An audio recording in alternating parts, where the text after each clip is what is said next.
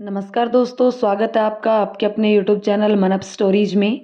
दोस्तों, ये कहानी चल रही है, ये बंधन अब ना छूटेगा और इसके 15 पार्ट अपलोड हो चुके हैं। ये 16वां पार्ट है।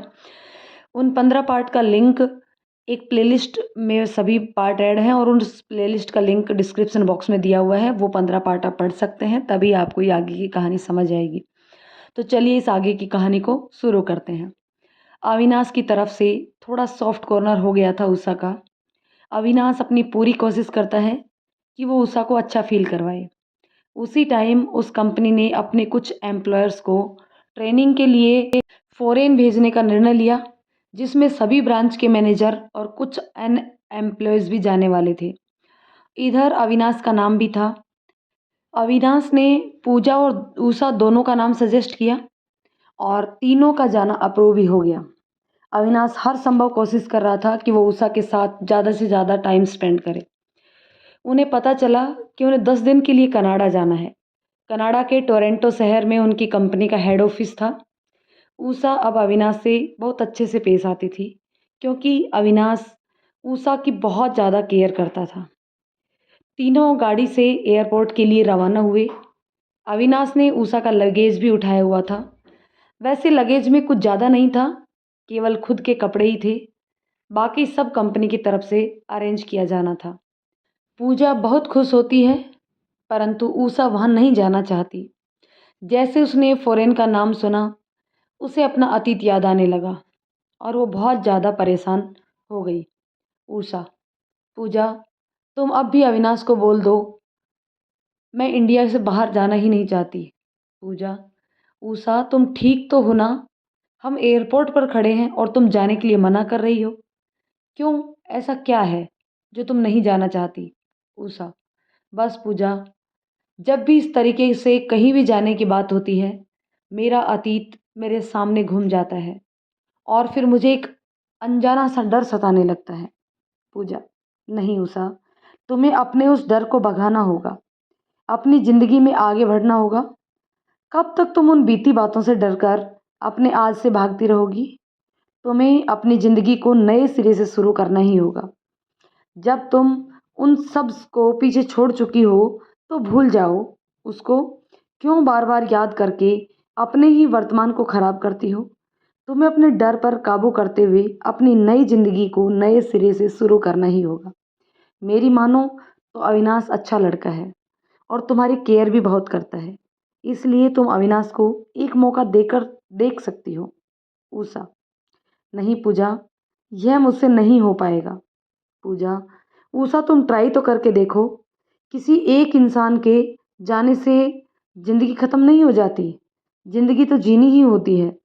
तुम्हें एक फिर नई ज़िंदगी शुरू करनी होगी, उन पुरानी यादों को मिटाते हुए। नई यादों, नए एहसासों को सजाना होगा। तुम हिम्मत करो उषा और आगे बढ़ो। मत रोको अपने आप को। एक नई ज़िंदगी तुम्हें पुकार रही है। तुम्हें उसे अपनाना होगा, नए सिरे से, नए शहर में, नई उम्मीदों के साथ। उषा की आंखों में लगातार आंसू बह रहे थे। उषा भले ही कबीर को छोड़कर आ गई थी, परंतु आज भी वह कबीर को अपने से अलग नहीं कर पाई थी। ऐसा कोई भी दिन नहीं गया था जिस दिन उसे कबीर की याद ना आई हो, परंतु वह कबीर को माफ़ भी नहीं कर पा रही थी। उसने इतना धोखा जो दिया था। पूजा उषा का मनोबल बढ़ाकर उसे अविनाश के साथ चलने के लिए राजी कर लेती है। फ्लाइट से तीनों कनाडा पहुंचते हैं। बाकी सारी कंपनियों के मैनेजर, उनके असिस्टेंट और अदर एम्प्लॉयज़ भी पहुंच जाते हैं। सभी को अपने अपने पर्सनल रूम अलॉट किए हुए होते हैं। सभी एक होटल में ठहरते हैं। अविनाश के रूम के बगल में ही उषा का रूम था और उषा और पूजा दोनों एक ही रूम में ठहरी थी। शाम को सभी एम्प्लॉयज़ के बीच गेट टुगेदर पार्टी होती है। सभी एम्प्लॉयज़ पार्टी में पहुंच जाते हैं। अविनाश, उषा, पूजा, चलो हम लेट हो रहे हैं, पार्टी का टाइम शुरू हो गया है। पूजा, सर बस 10 मिनट, हम आ ही रहे हैं। पूजा उषा को बहुत ही अच्छे से तैयार करती है और वो तीनों पार्टी में पहुंच जाते हैं। पार्टी में हल्का म्यूज़िक बज रहा था। सभी अपने अपने हिसाब से डांस करते हैं। पूजा अविनाश सर को, उषा को अपने साथ ले जाकर डांस करवाने के लिए इशारा करती है। अविनाश डांस फ्लोर से नीचे आता है उषा का हाथ पकड़कर। उषा, चलो हम साथ में डांस करते हैं। उषा अविनाश की तरफ देखती है। अविनाश मुस्कुराकर, come on Usha please. Usha बिना कुछ बोले अविनाश के साथ डांस फ्लोर पर पहुंच जाती है। अविनाश ने उषा का एक हाथ अपने हाथ में वह अपना दूसरा हाथ उसकी कमर में डाल देता है। उषा भी अपना हाथ अविनाश के कंधे पर रख देती है और दोनों अपने डांस में बिजी थे। दोनों में से किसी का भी ध्यान बाकी लोगों पर नहीं था और बाकी सब लोग उन दोनों को ही देख रहे थे। सभी उनका डांस देखकर तालियां बजाते हैं। तालियों की आवाज़ सुनकर दोनों छिप जाते हैं। उषा अविनाश से अलग होने की कोशिश करती है तो अविनाश उषा को वापस अपनी तरफ खींचकर अपने और भी ज़्यादा करीब कर लेता है। Wow, nice couple. तालियों की आवाज़ के साथ एक और आवाज़ आती है। सभी पार्टी एंजॉय करते हैं। पार्टी ख़त्म होने के बाद सभी एम्प्लॉयज़ अपने अपने रूम में चले जाते हैं। अविनाश उषा का हाथ पकड़े हुए, पूजा जी आप रूम में चलिए, मैं और उषा थोड़ी देर साथ टाइम स्पेंड करना चाहते हैं, हम थोड़ी देर में आएंगे। पूजा, श्योर सर, और मुस्कुराते हुए अपने रूम में चली जाती है। अविनाश उषा को लेकर टेरेस पर चला जाता है और दोनों रेलिंग के सहारे खड़े होकर आसमान में चमकते चांद सितारों को देखते हैं। कुछ देर खामोश रहने के बाद अविनाश, उषा, क्या तुम्हें नहीं लगता कि तुम्हें नई जिंदगी की शुरुआत करनी चाहिए? कब तक अपनी पुरानी बीती बातों में अपना अनमोल जीवन खराब करती रहोगी? उषा अविनाश की तरफ देखकर, अविनाश, क्या तुम मेरे अतीत के बारे में नहीं जानना चाहोगे? अविनाश, उषा, मैं तुम्हें कह चुका हूँ कि मुझे तुम्हारे अतीत से कोई फर्क नहीं पड़ता। फिर भी चलो तुम अपना अतीत आज मुझे बता ही दो, कम से कम तुम्हें ये तसल्ली भी हो ही जाएगी। उषा अविनाश को अपने अतीत के बारे में बताती है। उषा की बात खत्म होने के बाद अविनाश, उषा हो गया तुम्हारा? अब मेरी सुनो। मैं तुमसे पहले भी प्यार करता था, अब भी प्यार करता हूँ और हमेशा करता रहूँगा। और देखना, एक न एक दिन तुम्हें मैं मना ही लूँगा जब तुम खुद हमारे प्यार को कबूल करोगी, जब मैं तुमसे शादी करूँगा। वैसे उषा, मैं तो चाहता हूँ कि हम यहीं पर शादी करके जाएं, अगर तुम्हारी इजाज़त हो तो। मैं अपनी शादी को स्पेशल बनाना चाहता हूँ। देखो उषा, बीते हुए कल के पीछे अपनी पूरी ज़िंदगी खराब नहीं करनी चाहिए। इंसान को आगे बढ़ना चाहिए क्योंकि बढ़ती का नाम ही ज़िंदगी है। अविनाश, मुझे थोड़ा टाइम चाहिए। उषा, तुम्हारे पास टाइम ही टाइम है। तुम जब तक खुद से नहीं कहोगी तब तक कुछ नहीं होगा। परंतु बस इस बात पर गौर करना, हो सके तो हम यहीं शादी करके जाएं ताकि मेरी यह शादी स्पेशल रहे। अविनाश ने उषा से बड़े ही प्यार से रिक्वेस्ट करते हुए कहा। अविनाश उषा का हाथ पकड़कर, चलो अब रात बहुत हो गई है, चल के सोते हैं, कल से हमारा प्रोजेक्ट शुरू हो जाएगा। दोनों नीचे आते हैं। अविनाश उषा के हाथ पर किस करते हुए, good night Usha, good night Avinash. दोनों अपने अपने रूम में सोने के लिए चले जाते हैं, परंतु नींद तो उषा की आंखों से कोसों दूर थी। उषा इसी उधेड़-बुन में थी कि वह करे तो क्या करे। अविनाश अच्छा है, उसकी केयर भी करता है, उसे पसंद भी है, परंतु उसके दिल और दिमाग से कबीर हट ही नहीं रहा था। रात भर उषा करवट बदलती रही, सोचती रही कि उसे क्या करना चाहिए, क्या नहीं। बड़ी मुश्किल से अपने मन को समझाती है।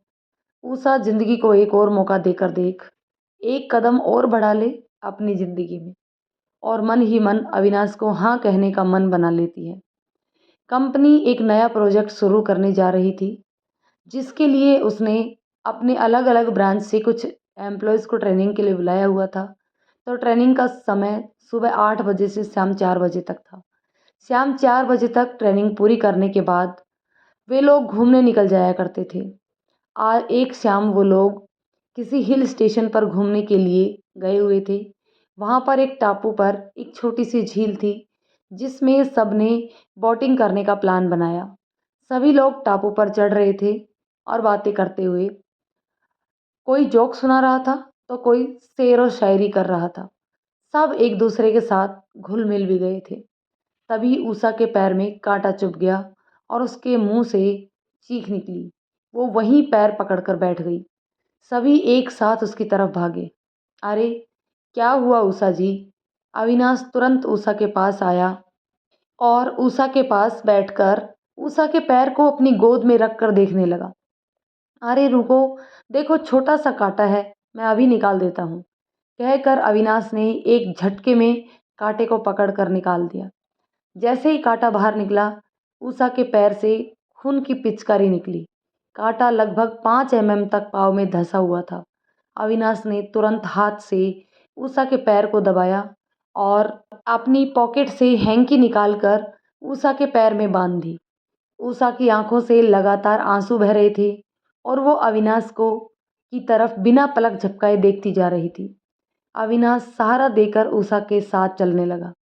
तभी पूजा उषा की तरफ एक आंख दबाकर, ओए होए उषा, अब तो बेचारे अविनाश जी पर दया करो, रहम करो। अब तक सबको पता चल चुका था कि अविनाश उषा को पसंद करता है, परंतु उषा ने अभी तक अविनाश की फ्रेंडशिप एक्सेप्ट नहीं की है। रूपाली, जो कि एक अन्य एम्प्लॉय थी, हायो रब्बा, किन्ना सोहना मुंडा है, ऊपर से इन्ना केयरिंग और लविंग। इन्ना सोहना मुंडा मैनू मिल जाए तो मैं तो निहाल हो जावां। उषा कर दे हाँ, और किन्ना तड़पावेगी बेचारे नू। प्रवेश, एक दूसरा एम्प्लॉय, रूपाली से, एक मौका देकर तो देखो, हम भी इतने ही केयरिंग और लविंग हैं। रूपाली, चल हट। और सब हंसने लगते हैं। वहाँ पर एक सबसे ज़्यादा उम्र के एम्प्लॉय थे, जिनकी उम्र लगभग 50 साल के आसपास होगी। उन्होंने उषा की तरफ देखते हुए कहा, उषा बिटिया, पिछले 3 दिन से हम देख रहे हैं कि अविनाश तुम्हारी बराबर केयर करता है। अनुभव कहता है हमारा कि अविनाश एक सुलझा हुआ इंसान है और शायद वह तुम्हारा बहुत अच्छे से ख्याल रखेगा। अविनाश, सर, मुझे कोई जल्दी नहीं है। जब तक उषा मुझे एक्सेप्ट नहीं करेगी तब तक मेरी कोशिश जारी रहेगी। अरे कोशिश करने से तो भगवान भी मिल जाया करते हैं। उषा तो मुझे मिल ही जाएगी, यह मेरा पक्का यकीन है। उषा सबकी बातें सुनकर मुस्कुरा रही थी। अविनाश पूजा से, पूजा जी 2 मिनट उषा का हाथ थामना, मैं अभी आया। पूजा, अविनाश जी, उषा का हाथ तो आप ही थाम सकते हैं, वो आपकी ही अमानत है। अविनाश, अरे मेरा मतलब था कि आप उषा को थोड़ी देर सहारा दे दें, मैं अभी आया। दोस्तों, जानते हैं नेक्स्ट पार्ट में कि क्या उषा अविनाश की फ्रेंडशिप एक्सेप्ट करेगी या नहीं। और कमेंट करके बताते रहिए कि कहानी आपको कैसी लग रही है। पसंद आ रही है तो लाइक, कमेंट और शेयर करें। चैनल पर नए हैं तो प्लीज़ चैनल को सब्सक्राइब ज़रूर कर लें। धन्यवाद दोस्तों।